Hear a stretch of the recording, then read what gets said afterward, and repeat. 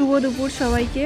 আজ কিন্তু যেহেতু সরস্বতী পুজো, তাই ভাবলাম সরস্বতী পুজোর স্পেশাল কিছু একটু বানানো যেতেই পারে।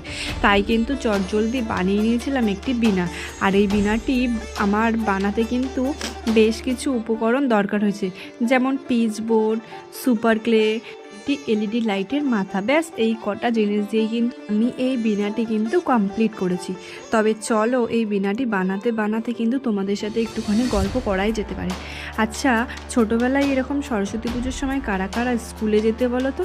আমাদের তো খুব মজা লাগতো যেতে, আর সেই সমস্ত দিনগুলো কিন্তু এখন আমরা খুব মিস করি।